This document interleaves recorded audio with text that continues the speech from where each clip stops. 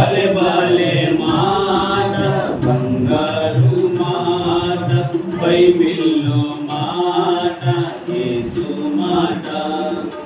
నా జీవితాన నీ జీవితాన మరువని మాట, యేసు మాట. నా జీవితాన నీ జీవితాన మరువని మాట, యేసు మాట. భలే భలే మాట, బంగారు మాట, బైబిలు మాట, యేసు మాట. దేవునికి స్తోత్రం కలుగుగాక.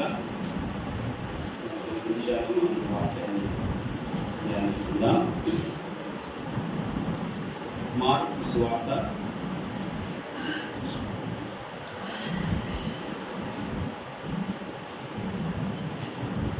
మార్కు సువార్త 14వ అధ్యాయం. మార్కు సువార్త 14వ అధ్యాయము 37 నుంచి 40 వచనాలు కలిసి చదువుతున్నాను. మార్కు సువార్త 14వ అధ్యాయము 37వ వచనం నుంచి 40 వచనాలు, 4 వచనాలు మనం కలిసి చదువుతున్నాం. మరలా ఆయన వచ్చి వారు నిద్రించుట చూసి, సీమోను, నీవు నిద్రించుచున్నావా? ఒక గడి అయినను మేలుకొని ఉండలేవా? మీరు శోధనలో ప్రవేశించకున్నట్టు మెలకుగా ఉండి ప్రార్థన చేయుడు. ఆత్మ సిద్ధమే కానీ శరీరము బలహీనమని పేతురుతో చెప్పి తిరిగిపోయి ఇంతకు ముందు పలికిన మాటలనే అనుచు ప్రార్థించాను. ఆయన తిరిగి వచ్చి చూడగా వారు నిద్రించుచున్నది, ఏలైనగా వారి కన్నులు భారంగా ఉండేది. ఆయనకేమి ఉత్తరం ఇవ్వవలెనో వారికి తోచలేదు. వాక్య సహాయం ప్రార్థించుకొని మనం వాక్యాన్ని ధ్యానిస్తున్నాం. పరిశుద్ధుడా, మహోన్నతుడు దేవా, ఈ పాదములకు స్తోత్రములు వందనములు చెల్లిస్తున్నాను. ఆయన సర్వోన్నతుడు, సర్వాధికారైన దేవుడు, ఉదయకాలం వేళలో పాటల ద్వారా నేను మహిమపరిచే భాగ్యాన్ని, మిమ్మల్ని స్తుతించే అర్హతను, యోగ్యతను మాకు మీరు ఇచ్చారు. ఆరాధనలో మీరు సహాయం చేశారు. ఆరాధన వర్తమానం ద్వారా మిమ్మల్ని ఆరాధించే పద్ధతిని మాకు నేర్పించిన దేవానికి స్తోత్రం. మరికొద్ది నిమిషాల ప్రభావ వాక్యము మేము నేర్చుకుంటుండగా మాకు మీరు బోధించండి ప్రభావ. మేము ఎందులో అయితే మేము వెనుకబడిపోతున్నామో, దేనిలో అయితే మేము నిలబడలేకపోతున్నామో, మీరు వాక్యం చేత మాకు మమ్మల్ని నిలబెట్టండి, మమ్మల్ని గర్తించండి, మాకు గురి చెప్పండి ప్రభావ. మీరే సహాయం చేస్తున్న నడిపించిన వచ్చిన పిల్లలను బట్టి మీకు స్తోత్రము మనం చెల్లిస్తాం. ముందున్న సమయం అంతట్లో ప్రభావ మీరేమో మాతో మీరు మాట్లాడండి, మనకు సహాయం చేయండి. యేసుక్రీస్తు నామమున ప్రార్థన ఉంచున్నాం తండ్రి, ఆమేన్. ప్రియమైన దేవుని పిల్లలారా, చదువుబడిన లేఖన భాగం మార్కు సువార్త 14వ అధ్యాయము 37 నుంచి 40 వచనం భాగాలు. ఇదే సందర్భము మనకి మత్తయి సువార్త 26వ అధ్యాయంలో కూడా మనం కనిపిస్తాం. ఈరోజు మన అంశము ఏమంటే, సీమోను, నీవు నిద్రించుచున్నావా? ఈ లేఖన భాగం ఇక్కడ రాయబడిన మాటలు మనము గమనించగలిగినట్లయితే 37వ వచనం, మరలా ఆయన వచ్చి వారు నిద్రించుట చూసి, సీమోను, నీవు నిద్రించుచున్నావా? ఈ మాట మనం చదువుతున్నప్పుడు చదివే పద్ధతిని కొంచెం మారిస్తే ఈ మాటలో దాగి ఉన్న అంతరార్థం మనకు అర్థమవుతుంది. ఇక్కడ ఉన్నది ఉన్నట్టుగా మనం చదవాలంటే అక్షరార్థంగా, సీమోను, నీవు నిద్రించుచున్నావా? కానీ కొంచెం మనము వాక్యాన్ని నేర్చుకోవడానికి ఆ సందర్భాన్ని మనము ఆలోచిస్తూ మనం చదివితే, సీమోను నీవు నిద్రించుచున్నావా, ఇది సరి అయిన రీతి. ఏ సందర్భంలో మనము వాక్యాన్ని చదువుతున్నామో ఆ సందర్భంలో సీమోను నీవు నిద్రించుచున్నావా, ఇది సరైన పద్ధతి. ఎందుకు యేసుక్రీస్తు ప్రభు వారు ఇక్కడ శిష్యులు కొంతమంది అక్కడ ఉన్నప్పటికీ సీమోనును మాత్రమే, అంటే సీమోను పేతురు, ఆయన పేతురును మాత్రమే ఎందుకు టార్గెట్ చేస్తున్నాడు? రాయబడిన మాటల్లో మనకు అదే కనిపిస్తూ ఉంది. సీమోను నీవు కూడా నిద్రిస్తున్నావా అన్న మాటలు. ఎందుకు ప్రభు సీమోనుని అక్కడ స్పెసిఫై చేస్తూ ఉన్నాడు? సీమోను పేతురు గారినే ఎందుకు ప్రభు ఆయన పేరు పెట్టి మాట్లాడుతున్నాడు అంటే, మనము 14వ అధ్యాయంలో ఈ వాక్యం కంటే కొంచెము మనము వెనక్కి వెళితే మనం చెప్పబడుతున్న మాటలు ఏమంటే, ఒక సందర్భంలో యేసుక్రీస్తు గురించి ప్రగల్భాలు పలికిన పేతురు గారు. పేతురు జీవితంలో 2 కోణాలు ఉంటాయి. మనము వాస్తవంగా చాలాసార్లు మనం వింటున్న మాటలు దుడుకు పేతురు కదా, పేతురు దుడుకు స్వభావం కలిగిన పేతురు అన్నట్టుగా మనం వాక్యాలు వింటూ ఉంటాం. మంచిదే, కానీ పేతురుకున్న ఆధిక్యత మరొక కోణంలో ఇంకా చాలా గొప్పది. అపోస్తులలో ఎవరికి లేని ఆధిక్యత పేతురు గారికి ఉందన్న విషయాన్ని కూడా మనం మర్చిపోకూడదు. ఇదిగో పేతురు నీవు కేఫావు, ఇదిగో ఈ బండ పైన నా సంఘాన్ని నేను కడతానని తాళపు చెవులు కలిగిన పేతురుకున్న గొప్పతనం అపోస్తులలో ఎవరికి దేవుడు ఇవ్వలేదు అన్న విషయాన్ని కూడా మనం ఒప్పుకోవాల్సిందే. అలాగని అందరూ తక్కువనా అంటే కాదు, వారి వారి ఆ స్థాయిలలో ఎవరికి వారు దేవుడు వారికి స్థాయి ఇచ్చాడు. పేతురు గారికి ఇచ్చిన స్థాయి అంతా ఇంత కాదు. అలాంటి పేతురు ఈ 2 కోణాలు కలిగిన ఆ విషయాలను మనం ఒక కోణం మాత్రమే ఈరోజు మనము నేర్చుకుందాం. మరొక కోణాన్ని దేవుడు మరలా మనకు సమయాన్ని ఇస్తే, మరలా మనకు ఆయుష్ని ఇస్తే మనము మరలా కలుసుకొని మనము వాక్యాన్ని నేర్చుకుందాం. ఇక్కడ మాత్రము నిద్రిస్తున్న సీమోను పేతురు, సీమోను నీవు నిద్రిస్తున్నావా? సందర్భం మనకు అందరికీ తెలుసు. కొద్ది నిమిషాలు కొద్ది గంటలలో యేసుక్రీస్తు ప్రభుని వారు తీసుకొని పోతారు కదా. సందర్భం మనకు అందరికీ తెలుసు. ఆ సమయంలో గెత్సెమనే తోటలోనికి శిష్యులందరూ వెళ్ళారు. కొంతమందిని ఒక చోట ఉండమన్నాడు, మరికొంతమందిని ఒక ముగ్గురిని ఆయనతో పాటు తీసుకువెళ్ళి మళ్ళా వారికి కొంచెం దూరంలో ఉంచి మీరు ఇక్కడ ఉండి ప్రార్థన చేయండి అని చెప్పి ఆయన ఇంకా కొంచెం దూరం వెళ్ళి ప్రార్థించినట్టుగా మనకు ఈ లేఖనం తెలుసు. మనం చాలా సందర్భాల్లో మనం ఈ వాక్యాన్ని విన్నాం. అయినప్పటికీ దేవుడు మనతో ఈ వాక్యం చేత ఈరోజు మాట్లాడుతున్నాడు. దేవుడు ఈ వాక్యం ద్వారా నీవు నేను కొన్ని విషయాలు నేర్చుకోవాలని ఆయన ఆశపడుతున్నాడు. మనము ఎందులో అయితే నిలబడలేకపోతున్నామో వాటిలో దేవుడు మనం నిలపాలనుకుంటున్నాడు. అందుకే పేతురును మాత్రమే ఇక్కడ టార్గెట్ చేస్తూ యేసుక్రీస్తు ప్రభు మాట్లాడుతున్నాడు.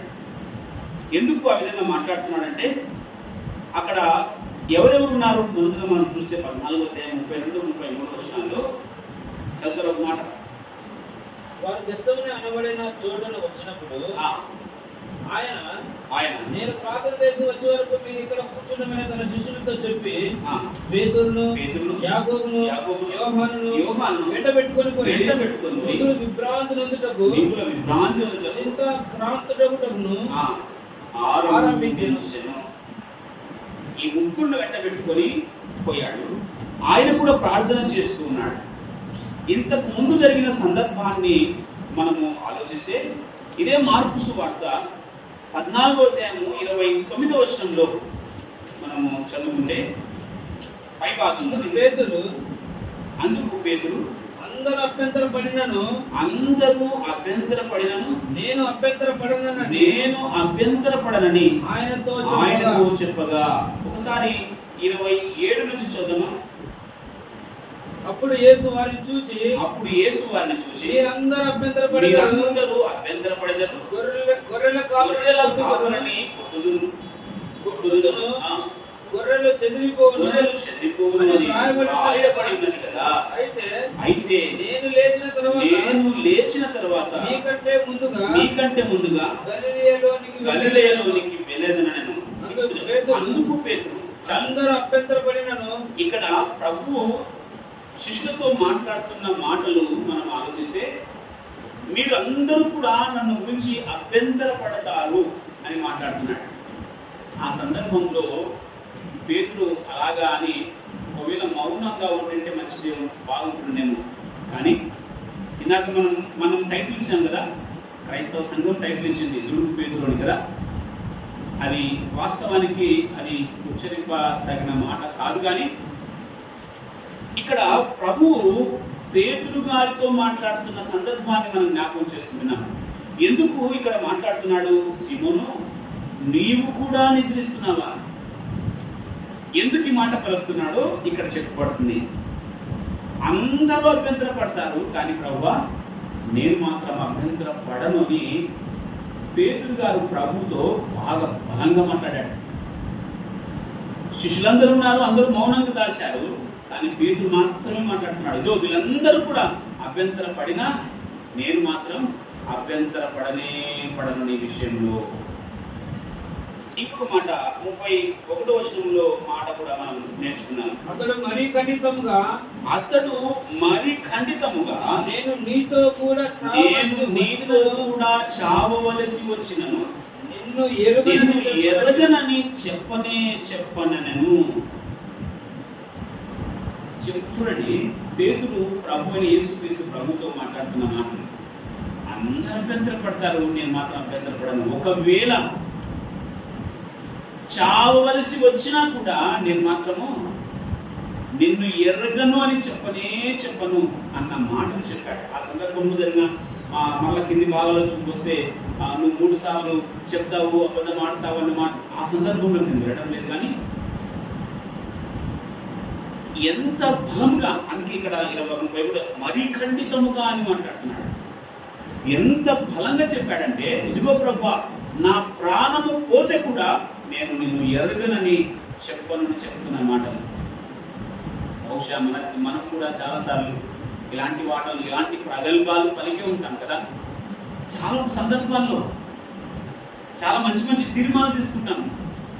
ఏదైనా మనకు జరిగినప్పుడు ప్రభువా నేను ఈ విధంగా ఉన్నందుకే నాకు ఇన్ని శ్రమలు వచ్చాయి, కాబట్టి నేను ఎప్పుడు కూడా నేను మరవను ప్రభువా, ఇక ఎప్పుడు కూడా నేను తప్పిపోను ప్రభువా, నీ మార్గం నుంచి తప్పిపోనని ఒకవేళ పేతురు కంటే ఎక్కువ ప్రగల్భాలు పలికిన సందర్భాలు మన జీవితాల్లో ఉండవచ్చును.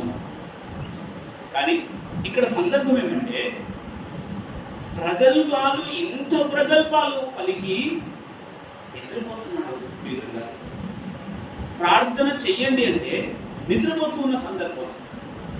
మనం కూడా ఎన్నో ప్రగల్భాలు పలికింటాం, ఎన్నో మాటలు సహోదరులతో, సంఘంతో, చాలా మందితో మనం మాట్లాడి ఉంటాం. కానీ పేతురులాగా మనం కూడా చాలాసార్లు నిద్రావస్థలో ఉన్నవారిని సీమోను నీవు కూడా నిద్రిస్తున్నావా? ఈ మాట అర్థం చేసుకుంటే, ఇన్ని గొప్ప కార్యాలు, ఇన్ని గొప్ప పలుకులు పలికావు, ఇంత ఖండితంగా నేను చనిపోవడానికి అలాంటి సందర్భాలు వచ్చినా నేను నిన్ను ఎరగలని చెప్పే స్థాయికి నువ్వు మాట్లాడావు కదా సీమోను. పేతురు నీవు కూడా నిద్రపోతున్నావా అని ప్రభు ఎంత దీనంగా మాట్లాడాడు ఆ సందర్భంలో. ఈరోజు ప్రభు నీకు నాతో కూడా ఆ విధంగా మాట్లాడుతున్నాడు. మనం పడిపోతున్నప్పుడు, మనం చెదిరిపోతున్నప్పుడు, పాపానికి దాసమైపోతున్నప్పుడు, లోపల అంతరాత్మ ద్వారా, దేవుని ఆత్మ ద్వారా మనం విచ్చరించబడుతూ ఉన్నాం. ఇక్కడ ప్రభు అక్కడ వారి మధ్యలో ఉన్నాడు శరీరధారిగా, కాబట్టి వారితో మాట్లాడుతున్నాడు. ఈరోజు వాక్యం వింటున్న మనతో కూడా వాక్యం ద్వారా ఎన్నోసార్లు ప్రభు మనతో మాట్లాడుతున్నాడు. ఆ మాటలు మనం పెట్టేసి వెళ్ళిపోతున్నాం. ఆ మాటలు మనం కొన్ని సందర్భాల్లో ఇది నాకు కాదులేనట్టుగా సరేలే పోలిలేనట్టుగా దాటేసి వెళ్ళిపోతున్న సందర్భాల్లో మనం బ్రతుకుతున్నాం. ఎంత దౌర్భాగ్యమైన పరిస్థితి. ప్రభు మనతో హెచ్చరిస్తున్నప్పటికీ కూడా వాటిని దాటేసి వెళ్ళిపోయే పరిస్థితి. పేతురుతో మాట్లాడుతున్నమాట, నీవు నిద్రపోతున్నావా? ఇన్ని ప్రగల్భాలు పలికావు, నీవు నిద్రపోతున్నావా? ప్రేమైన దేవుని పిల్లలారా, మనం చాలాసార్లు నిద్రావస్థలో ఉంటున్నాం. ఎన్నో పలికాం, మనం కూడా ఎన్నో తీర్మానాలు తీసుకున్నాం, ఎన్నో మాటల చేత హెచ్చరించబడినప్పటికీ ఆ హెచ్చరికలను మనం మర్చిపోయాం. అందుకే పేతురు విషయంలో మర్చిపోయిన మాటలను ప్రభు మరలా జ్ఞాపకం చేస్తున్నాడు. ఇన్ని ప్రగల్భాలు పలికావే, ఇంత ఖండితంగా నాతో మాట్లాడావే, నీవు కూడా నిద్రపోతున్నావా? ఈరోజు మన జీవితాలకు ఈ మాటలు అనుభవించుకోవాలి. మనం కూడా బాప్తిసం తీసుకున్న మొదటి దినాల్లో ప్రభు అని ఆ విధంగా ఉండాలి, ఈ విధంగా ఉండాలి, లోకానికి వేరే బ్రతకాలి. ఎన్నోసార్లు మనం ఈ మాట పలుకున్నాం. కానీ ప్రభు రోజు మాతో మాట్లాడుతున్నాడు. ఆనాడు పలికిన మాటలు మర్చిపోయావా? బాప్తిసం తీసుకున్న మొదటి దినాలు లేదా ఏదైనా సంభవించినప్పుడు, లేదా జనవరి 31 డిసెంబర్ 31 నైట్న ఇదిగో పాత సంవత్సరం గడిచిపోతా ఉంది, కొత్త సంవత్సరం అడుగు పెడుతున్నాను ప్రభు, పాత జీవితాన్ని తొలగించు, నేను కొత్త జీవితంలో నూతనమైన ఆత్మగా జీవిస్తానని ఎన్నిసార్లు మనం తీర్మానం చేసుకున్నాము. ఆ తీర్మానం బట్టి ప్రభు మన ఈరోజు పేతురుతో జ్ఞాపకం చేసిన మాట ఈరోజు మనతో జ్ఞాపకం చేస్తున్నాడు. నీవు నిద్రపోతున్నావా? రోజు మనం నిద్రావస్థలో ఒకవేళ ఉంటే మనము మేలుకొల్పబడాలి. పాపం చేయడానికి నీవు అలవాటు పడిపోయింటే పాపము మానివేయడానికి నువ్వు తీర్మానం తీసుకోవాలి. ప్రభు అనేక విధాలుగా మనం హెచ్చరిస్తున్నప్పుడు ఆ హెచ్చరికకు లోబడకపోతే హఠాత్తుగా మరణం వస్తుంది. ఒకవేళ అలాంటి మరణం నీకు మనకు సంభవిస్తే మనం ఎక్కడికి వెళతామన్నది మనం ఆలోచించుకోవాలి. కాబట్టి ప్రియమైన దేవుని కూడా ఎన్ని శ్రమలు వచ్చినా, ఎన్ని ఆటంకాలు వచ్చినా, ఎన్ని ఇబ్బందులు వచ్చినా నేను ప్రభువును విడువను అని చెప్పిన మాట. ప్రారంభంలో క్రీస్తులోనికి వచ్చేటప్పుడు ఏ లక్షణాలతో నువ్వు వచ్చావో, క్రీస్తులోనికి వచ్చినప్పుడు ఏ తీర్మానం తీసుకుని నీవు వచ్చావో ఆ తీర్మానాలకు నీవు కట్టుబడి జీవించాలి అని పేతురు ద్వారా ఈరోజు నాతో మాట్లాడుతూ ఉన్నాడు. నీవు నిద్రపోతున్నావా? ఇలాంటి మాటలు పలికావే, నీవు కూడా నిద్రపోతున్నావా? ఇది మన జీవితాలకు అన్వయించుకోవాలి, అప్లై చేసుకోవాలి. ప్రభువా, నేను మొదట్లో నీ దగ్గరికి వచ్చినప్పుడు నేను పరిశుద్ధంగా జీవించాలని వచ్చాను ప్రభువా. ఒకవేళ పరిశుద్ధంగా జీవిస్తుంటే మంచిదే, కానీ పడిపోయే స్వభావం ఉంటే ప్రభు నిన్ను హెచ్చరించకముందే, అవును ప్రభువా నేను ఫలానా విషయాల్లో పడిపోతున్నాను, ఫలానా విషయాల్లో నేను నిద్రపోతున్నాను, ఫలానా విషయాల్లో నేను నీకు మాటికి లోబడకుండా నీ వాక్యానికి అవిధేయపోతున్నాను, నన్ను క్షమించు ప్రభువా అన్న మాటలను ఆ సందర్భాన్ని తీసుకుని రావడానికి పేతురుగానే మనం ముందు పెడుతున్నాడు. నీకు నిద్రపోతున్నావా? ఈరోజు మనం నిద్రావస్థలో ఉంటే ఒకవేళ మనం మేలుకోవాలని ప్రభు మనతో జ్ఞాపకం చేస్తున్నాం. కాబట్టి పేతురుతో మాట్లాడిన దేవుడు మనతో మాట్లాడాలి. ఆ రోజు శరీరధారిగా ఉన్నాడు కాబట్టి వారితో మాట్లాడుతున్నాడు. ఈరోజు ఆత్మ రూపంలో, వాక్యం రూపంలో మన మధ్య ఉన్న దేవుడు. ఎన్ని మార్లు మనం వాక్యము వింటూ ఉన్నప్పటికీ దాన్ని దాటేసి వెళ్ళిపోతున్నాము. ఒకసారి మనం ఆలోచించాలి. ఎన్నో గొప్పలు పలుకుంటాం, నేనే గొప్ప అని పలుకుంటాం. కానీ ఆ గొప్ప ఎక్కడ పోయిందో, ఎక్కడ వదిలిపెట్టి వచ్చావు, ఎక్కడ నువ్వు దాటేసి వెళ్ళిపోయావు, ప్రభుని కాదని చెప్పావు. ఆ సందర్భాలన్నీ కూడా మనకు తెలుసు. కాబట్టి ప్రభు మనను లెక్క అడగకముందే, ప్రభు మనను హెచ్చరించకముందే ఈ మధ్యాహ్న కాలం వేళలో పేతురుతో మాట్లాడిన ప్రభు నీతో మనతో మాట్లాడుతున్నాడు అనే విషయాన్ని మనం జ్ఞాపకం చేసుకోవాలి. కాబట్టి ఈ సందర్భంలో నిద్రించే స్థితి, చాలా విషయాల్లో మనం నిద్రిస్తున్నాం. ప్రభువుకి నిలబడే చోట నిలబడకుండా మనం నిద్రిస్తున్నాం కదా. ప్రభువుకు ఎక్కడైతే నిలబడాలని ప్రభు మనల్ని కోరుతున్నాడో అక్కడనే పడిపోతున్నాం, అక్కడనే మనం జాగ్రత్త చేసుకుంటున్నాం చాలా విషయాలు. కాబట్టి ప్రభు మనతో ఉండాలి అంటే, ప్రభు మనని విన్నంటి ఉండాలంటే నీవు ప్రభు వైపు ఉండాలి. ప్రభు పక్షాన నీవు నిలబడితే ప్రభు ఖచ్చితంగా మన పక్షాన నిలబడతాడు. ఒకసారి పాత నిబంధన గ్రంథంలోని దానియేలు గ్రంథంలో ఉన్న సందర్భాలను మనం జ్ఞాపకం చేసుకుంటే, ప్రభు కొరకు దానియేలు, షద్రకు, మెషకు, అబేద్నెగోలు నలుగురు నిలబడిన విధానము మనం జ్ఞాపకం చేసుకున్నట్లయితే వారితో ప్రభు ఉన్నాడు. వారు నిలబడే సమయంలో ప్రభు కొరకు వారు నిలబడ్డారు. ప్రభువు వారి కొరకు నిలబడ్డాడు. నిలబడలేదా?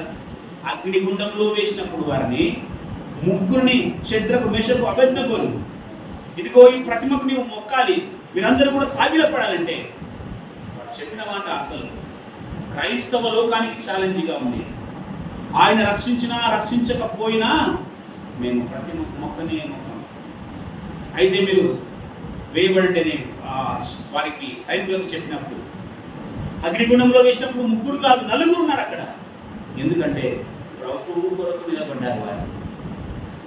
పేతురు నిద్రించినట్టుగా నిద్రించలేదు, మనము నిద్రిస్తున్నట్టుగా ఆనాడు భక్తులు నిద్రించలేదు కనుకనే మనము నిలబడే స్థానంలో పడిపోయాము కనుకనే ప్రభు మనతో లేడేమో. చాలా సందర్భాలు ప్రభు కొరకు మనం నిలబడితే షడ్రకు మేషకు అబేద్నెగోల సందర్భంలో వారి మధ్యన వారితో ఉన్న ప్రభు ఈరోజు మనతో కూడా ఉంటాడు.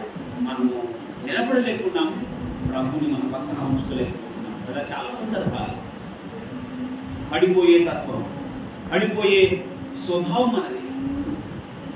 ఇదంతా ఎందుకు జరుగుతుందంటే ప్రభు మన హృదయాలను చేర్చుకోకపోవడమే, వాక్యానికి మనం కట్టుబడి బతకలేకపోవడమే, వాక్యాన్ని మనము అవిధేయులుగా కావడమే దానికి కారణం.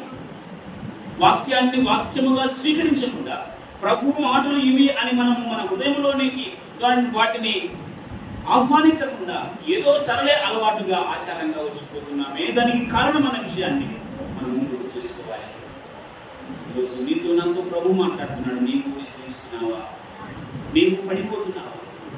నిలబడే స్థలంలో మెలుకునే స్థలంలో సమయంలో మెలుకోకుండా ఉంటే, నిలబడే సమయంలో ప్రభు కొరకు నిలబడకుండా ఉంటే ప్రభు మనతో కూడా నిలబడలేము. అయినా ఆయన ప్రేమ దేవుడు ఇంకా మనం చేయి పట్టుకొని నడిపిస్తున్నాడు. నీవు ఎంతో పడిపోతున్నా నేను చేయి పట్టుకొని నడిపిస్తున్నాడంటే ఆ ప్రేమను మనం గుర్తించాలి. ఈరోజు ఆ ప్రేమను మనం గుర్తించలేక కుటుంబాలుగా భ్రష్టులైపోతున్నారు.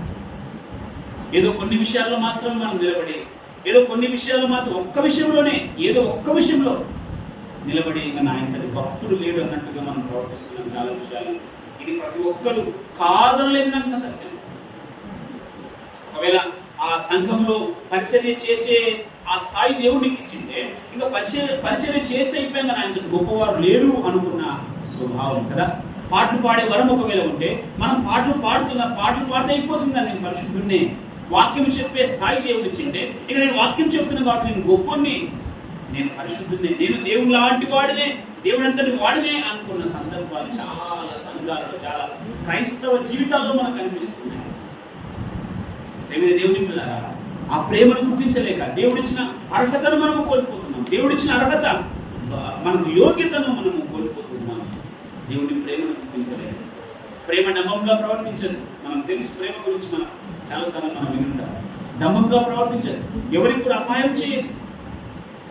ఆ ప్రేమను గుర్తించలేక మనం నిలబడలేక మనం పడిపోతున్న సందర్భాలు ఎన్నెన్నో ఉన్నాయి. షడ్రక్ మెషక్ అబేద్నెగోల వారి సందర్భంలో వారి మధ్యన దేవుడు ప్రభు వారితో ఉన్నాడంటే వారు దేవుని కొరకు నిలబడ్డారు, వారు ప్రభు కొరకు వారు నిలబడ్డారు. ఈరోజు మనం కూడా నిలబడితే, మనం కూడా మేలుకునే టైంలో మేలుకోవాలి. ప్రభు చెప్పాడు, మీరు మెలుకోగలిగి ప్రార్థన చేయలేదు. ప్రార్థన చేస్తున్నాము మెలుకోగలిగి అంటే నిద్రపోకుండా ఉండాలని కాదు, రాత్రంతా మెలుకొని ఉండాలని కాదు.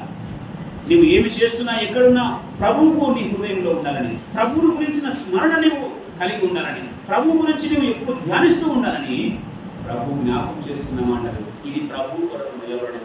ఇలా నీవు ప్రభుని ధ్యానిస్తూ ప్రభు కొరకు బ్రతకాలన్న ఆలోచన ఉంటే నీకు శోధన వచ్చినా, శ్రమలు వచ్చినా, ఒకవేళ ఆ ఎటువంటి సందర్భాలు వచ్చినా కూడా నీకు ప్రభు కొరకు నిలబడే సామర్థ్యాన్ని దేవుడు మనకి ఇస్తాడు. ఆ సందర్భంలో ప్రభువే మన పక్కన వచ్చి నిలబడతాడు. ఈ విషయాల్లోనే జరిగింది. కనీసం భోజనం విషయంలో కూడా వీరు రాజీ పడని జీవితాలు వీరు. రాజులకు వడ్డించే భోజనం వారికి వడ్డిస్తామంటే ఇదిగో మాకు వద్దు, ఈ భోజనాలు మాకు శాకాహారమే కావాలని. అందుకే చిన్న విషయాల్లో కూడా వారు ప్రభు కొరకు నిలబడ్డారు. కాబట్టి అగ్నిగుండంలో పడవేసినా కూడా అగ్ని వారిని కాల్చలేకపోయింది. ప్రభు వారి చెంతన ఉన్నాడు. ఈరోజు నీవు నేను చిన్న చిన్న విషయాలకు పడిపోతూ ప్రభు కొరకు నిలబడలేకపోతే, ప్రభు మనల్ని పట్టించుకోకపోతే, మన పరిస్థితి ఏమి ఒకసారి ఆలోచించాలి. ప్రభు కొరకు నిలబడాలని దేవుని వాక్యం మనకు జ్ఞాపకం చేస్తా ఉంది. కాబట్టి దానియేలు విషయంలో మనం జ్ఞాపకం చేసుకున్నాం. సింహాల బోన్లో వేయబడ్డాడు, కానీ సింహాలు నోరు ఇచ్చే స్థాయి, సింహాలు నోరు మూసేటట్టుగా ప్రభు చేశాడు. ఎందుకు? ప్రభు కొరకు నిలబడడానికి. ఈరోజు నీవు నేను కూడా నిలబడాలని ప్రభు జ్ఞాపకం చేస్తున్నాడు. మనం నిలబడలేకపోతున్నామేమో. ఎంతటి గొప్ప భాగ్యము దానియేలుకి. సింహాలే నోళ్ళు మూసుకొని ఆయన దగ్గర కూర్చున్నాయంటే రాత్రంతా కూడా. ఇది ప్రభు చేసే గొప్ప కార్యం. ప్రభు కొరకు ఎవరైతే నిలబడతారో వారి జీవితాలలో ప్రభు చేస్తున్న గొప్ప కార్యాలు ఇవి. వారైతే నీ నా బ్రతుకు ఏ విధంగా ఉందో ఒకసారి మనము ఆలోచించాలి. నిలబడుతున్నామా? పడిపోతున్నామా? అలాగే ప్రభు నీతో మాట్లాడుతున్నాడు. నీవు పడిపోతున్నావా? ప్రారంభంలో వచ్చినప్పుడు నీవు బాగానే మాట్లాడావు కదా. ప్రారంభంలో నన్ను తెలుసుకున్నప్పుడు నీవు అలా ఉంటాను ఇలా ఉంటాను ప్రభు నీ కొరకు బ్రతుకుతానని ప్రగల్భాలు పలికావు కదా. అది నేను కొనసాగిస్తున్నావా అని ఈరోజు ప్రశ్న దేవుడు మనతో మాట్లాడుతున్నాడు. ఈరోజు నీవు నాకు నేను ప్రశ్న వేసుకుంటే మనం నిలబడ్డామా, పడిపోయామా? మొదట ప్రారంభ స్థితి ఇప్పుడు ఉందా, కొనసాగిస్తున్నామా? ఒకసారి మనకి తెలుసుకోవాలి. కాబట్టి నీవు నిద్రిస్తున్నావా? పేతురు ఇన్ని మాటలు పలికావే, నీవు కూడా నిద్రిస్తున్నావా? మెలుగుగా ఉండే స్థలంలో మెలుగుగా ఉండకుండా నిద్రపోయిన పరిస్థితి పేతురుడే. మన పరిస్థితి కూడా అదే ఉంటే ఒకవేళ నీవు నేను సరిచేయబడాలి, నీవు నేను మార్పు చెందాలి. ప్రభు దాని కొరకు పిలుస్తున్నాడు. మహిమలో నుంచి అధికమైన మహిమలోనికి పిలుస్తున్నాడు. దాని కొరకు మనం వేగిరపడాలి. జీవితం చాలా విలువైనది. ప్రభు ఇచ్చిన ఈ జీవితం చాలా విలువైనది. మనం చాలాసార్లు ఏముంది ఈ జీవితంలే అనుకున్న సందర్భాలు, ఏముందిలే సాగిపోతున్నాం కదా అనుకున్న సందర్భాలు, దేవుని మాటల చేత హెచ్చరించబడుతున్నప్పుడు ఆ హెచ్చరికను హృదయంలోనికి తీసుకొని నువ్వు మార్పు చెందితే మంచిది. మార్పు చెందకపోతే ప్రభు నేను లెక్కలోనికి తీసుకుంటాడు. అవి మంచివైనా సరే చెడ్డవైనా సరే నీ దేహంతో జరిగించిన ప్రతి దాని విషయము ఆయన న్యాయ పీఠం మీద ఒక రోజు మన ప్రత్యక్షం కావాలి. ప్రభు చెప్పిన మాటలు రాసిన పత్రిక 2:5-10 మాటలు మనకు కనిపిస్తున్నాయి. అనేకమైన మార్పులు విన్నాం, కానీ మనం మార్పు లేని జీవితాలు, నిద్రించే సందర్భం, నిద్రించే వ్యవస్థ కదా, నిద్రావస్థలో ఉన్న స్థితి. ఇంకా మనం మలిపోలేదేమో, మనం మాటికి నిద్రించే స్థితిలోకి వెళ్ళిపోతున్నామేమో. ప్రభు చెప్పిన మాటలు జ్ఞాపకం చేసుకోవాలి. ఎల్లప్పుడూ మీరు మెలుగుగా ఉండండి, ఎల్లప్పుడూ మీరు ప్రార్థనతో మీరు చదువులో పడిపోకుండా ప్రార్థనలో ఉండండి అని చెప్పిన మాటలు మన జీవితాలను మార్చుతాయి. మన మార్పు కలిగి జీవించడానికి సహాయం చేస్తాయి దేవుని మాటలు. ప్రియమైన దేవుని సంఘమా, ఏ విధంగా సాగిపోతున్నావు? క్రీస్తులోనికి వచ్చావు కానీ నిద్రపోతున్నావేమో, క్రీస్తులోనికి వచ్చావు కానీ నీవు నిలబడలేకపోతున్నావేమో. క్రీస్తు నిలబడవలసిన సమయంలో నిలబడకుండా నీవు దేవునికి అవసరం లేని సమయాల్లోనే నిలబడుతున్నావు. కానీ ప్రభు నిలబడమన్నప్పుడు నిలబడాలి. భక్తుల జీవితాలు మరణమైనప్పటికీ నిలబడ్డారు. మరణమే వారిని ఆవహించి వేయడానికి వచ్చినా కూడా వారు నిలబడిన సందర్భాలు బైబిల్ గ్రంథంలో బైబిల్ చరిత్రలో ఎన్నోసార్లు మనము ఎన్నో విషయాలు ఎందరో భక్తులు మనకు కనిపిస్తూ ఉన్నారు. డొమేషియన్ చక్రవర్తి కాలంలో గ్రంథంలో చెప్పబడుతున్న మాటల విషయంలో ఒక బిషప్ ఉన్నాడు, ఇగ్నేషియస్ అనే బిషప్. ఇగ్నేషియస్ అనే ఆయన ఒక బిషప్, అంత్యోక సంఘానికి ఆయన బిషప్గా పనిచేశాడు. ఆ జీవితంలో ఆ సందర్భంలో జరిగిన సందర్భము, దానియేలు సందర్భములో జరిగిన సందర్భము, ఇగ్నేషియస్ కాలంలో జరిగిన దానికి రెండు సరైనవిగా కనిపిస్తున్నాయి చరిత్రను ఆలోచిస్తే. యేసుక్రీస్తుని ఒప్పుకోకూడదు, యేసుక్రీస్తుని దూషించాలి అంటే ఆయన జీవితంలో యేసుక్రీస్తుని దూషించకుండా సింహాల మైదానంలో వేయబడ్డాడు. ఆనాడు రోమిల శిక్షలు భయంకరమైన శిక్షలు. ఒక మైదానంలో వారిని ఉంచేసి ఆ మైదానంలోనికి సింహాలను వదిలితే అవి భక్షించి వేస్తుంటే వీరు ఆ సైడ్లకు ఉండి పక్కన ఉండి ఆనందించే సమయం. అలాంటి సందర్భం ఇగ్నేషియస్ అనే ఆయన జీవితంలో జరిగింది. యేసుక్రీస్తు నేను కాదనలేను, ఆయనే ప్రభువు అని ఒప్పుకున్న సందర్భంలో ఆ సందర్భము రోమిలో ఉన్నవారు సీజరే దేవుడు నువ్వు చెప్పాలి అంటే, లేదు సీజర్ ప్రభు కాదు, నాకు యేసుక్రీస్తే ప్రభు అని చెప్పిన ఆ సందర్భంలో ఆయన తీసుకొని మైదానంలో వేశారు. ఒకవేళ ఆయన కూడా సీజరే ప్రభు నా దేవుడు అని ఒప్పుకొని మనం ఆయన గురించి చెప్పుకోవడానికి మాటలు లేకపోవచ్చు. కానీ యేసుక్రీస్తుని దేవునిగా ఒప్పుకొని, యేసుక్రీస్తే నా ప్రభు అని ఒప్పుకొని తన ప్రాణాన్ని సైతము లెక్క చేయకుండా సింహాల వైపు వెళ్ళిన, సింహాల బోన్లో లేదా సింహాలు ఉండే మైదానంలో వేయబడినప్పటికీ ఆ సింహాలు ఆయన ఏమీ చేయకుండా వదిలిపెట్టాయి. చరిత్రలో ఉన్న సంఘటన. ఇగ్నేషియస్ అనే ఒక వ్యక్తి, మామూలు వ్యక్తి, దానియేలు లాంటి వ్యక్తి. ఆ రోజు దానియేలును ప్రభు కొరకు నిలబడ్డాడు. దానియేలు సింహాల బోనులో వేస్తే సింహాలు నోళ్ళు మోయించేశాడు దేవుడు. ఎందుకు? ప్రభు కొరకు నిలబడ్డాడు కనుక. కనీసం భోజనం విషయంలో కూడా రాజు పడకుండా ప్రభు కొరకు నిలబడ్డాడు కనుక సింహాల సైతము నోళ్ళు మోయించేశాడు. ఈయన కూడా ఇగ్నేషియస్ అనే బిషప్ కూడా, నేను దేవుడు యేసుక్రీస్తు ప్రభువే, ఆ ప్రభునే నేను తెలుసుకుంటాను, సీజన్ దేవుడే కాదు ప్రభు కాదని దూషించి వేసినందుకు, ప్రభుని స్వీకరించినందుకు సింహాలను మాంసంగా వేస్తే ఆ సింహాలు ఆయన ముందర వచ్చి నిల్చొని ఆ సందర్భాన్ని తలుచుకుంటే మనకు గుగ్గిరికాయలు గూస్బంప్స్ అంటాం కదా, అవి రావాలి. దేవుని కొరకు నిలబడిన సందర్భాలు, దేవుని కొరకు తన ప్రాణములను సైతం అర్పించిన సందర్భాలు. ప్రభు ఆయనతో ఉన్నాడు. ఆ మైదానంలో అందరూ కూడా ఎంతో ఆయన తినివేస్తాయని ఎంతో ఉరుతలుగుతున్న వాళ్ళందరూ కూడా ఒక్క క్షణం మౌనంగా అయిపోయారు. ఇది చరిత్రలో జరిగిన సంఘటన. ప్రభు కొరకు నిలబడితే ప్రభు మన కొరకు నిలబడతాడు. నిలబడుతున్నామా అర్థంగా? మరలా తినివేసే తర్వాత ఆ సందర్భం వేరు. ఆయన మరలా ప్రార్థించాడు, ప్రభువా నన్ను వీటికి భక్షించినట్టుగా చేయి ప్రభు అని ప్రార్థించినప్పుడు ఆ సింహాలు ఆయన వచ్చి తినేసాయి. అది చరిత్ర. సందర్భం ఏమంటే ప్రభు కొరకు నిలబడితే ప్రభు మన కొరకు నిలబడతాడు. కానీ పేతురు జీవితంలో జరిగిన సందర్భాన్ని ఆ సమయంలో నిద్రించాడు. ఆ సమయంలో ఆ కళ్ళ భారం చేత సీమోను పేతురు నిద్రించాడు. కానీ తరువాత అయినా కూడా ఆయన కళ్ళు తెరుచుకున్నాడు. ఈరోజు మన జీవితాలకు ఈ మాటలు మనము ఆలోచన చేస్తే, మనము జ్ఞాపకం చేసుకుంటే, ఒకవేళ ప్రభు ఈ సందర్భంలో ప్రశ్నిస్తే నేను సమాధానం చెప్పలేని స్థితిలో ఉన్నావేమో, ఇప్పుడైనా కూడా నీవు రాగలవా ప్రభు దగ్గరికి? ఇప్పుడైనా ప్రభు దగ్గరికి నీవు రాగలిగితే, నీవు మేలుకొంటే నీకు ప్రభు నిలబడతాడు. నీ సమస్తమైన దుర్నీతిని, సమస్తమైన కల్మషాన్ని, నీ దేహంలో ఉన్న ప్రతి విషయమైన నీచ కార్యాన్ని, నీచమైన స్థితిని నీవు వదిలిపెడితే ప్రభు నీ కొరకు నిలబడతాడు. నిలబడతావా ఈరోజు ప్రభు కొరకు? నిలబడాలి అని ప్రభు జ్ఞాపకం చేస్తున్నాడు. పేతురు చేసిన పని అదే. ఆ సందర్భంలో నిలబడలేకపోయాడు, కానీ ప్రభు ఆయన నిలబెట్టుకున్నాడు. సంఘము స్థాపించడానికి పునాది వేయబడ్డాడు పేతురు. పునాదిగా ఉన్నాడు పేతురు. అపోస్తల కార్యాలను మనం చూస్తే మాట మనకని తెలుసు. 2వ అధ్యాయం 2వ వచనంలో పేతురు ప్రసంగిస్తున్నాడు. ఎంతో మంది వచ్చి సంఘముగా చేర్చబడ్డారన్న మాటలు 2వ అధ్యాయంలో మనకు కనిపిస్తాయి. ప్రభు వాడుకుంటున్న విధానం. ఈరోజు మనం ప్రభు కొరకు నిలబడలేక మనం మన జీవితాలను కోల్పోతున్నాం, కుటుంబాన్ని మనం కోల్పోతున్నాం.